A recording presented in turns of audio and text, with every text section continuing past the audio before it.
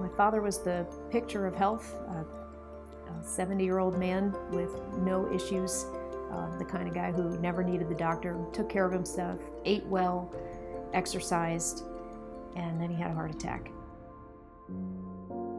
Here at Johns Hopkins Lifeline Transport, when a family member or a patient is at their worst moment, we go there and try to make them at ease as best we can. The Lifeline teams got to know Mr. Dundee. They knew him as Mr. Jack because his condition required him to be here for an extended time. They transported him a number of times for a variety of tests and studies and procedures. And so they came to know him pretty well. He had made his decision that he was ready for the end of life and that going on the way things were any longer didn't make any sense.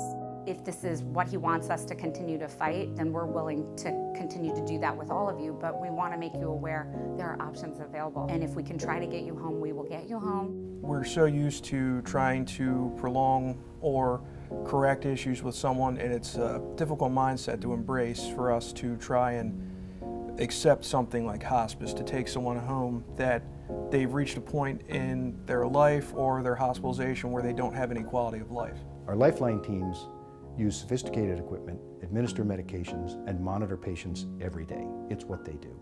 It's just that this time, instead of rushing somebody to the hospital, they were bringing somebody home to see a last sunset and to be with his family. And so once he came to that conclusion, he came to it very quickly and wanted to come home the very next day. The nurses and doctors on the floor connected with Lifeline to start to talk about how to make this happen. We also believe that he picked the very next day, the 21st of June, because it was also his birthday.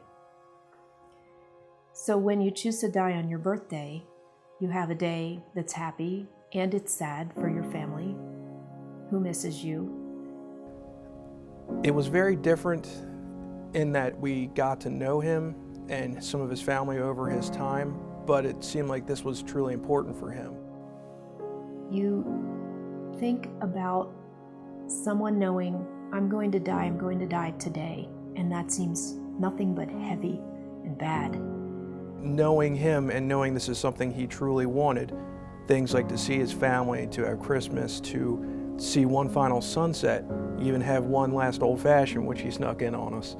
It's something that truly meant a lot to him and his family. We should be allowed to die the way we want to if we're afforded that choice, with dignity, with compassion, doing it the way we want to do it. I actually reflect back on that day as happy. Happy for him, happy for us. It was not what I expected, but in a fantastic way.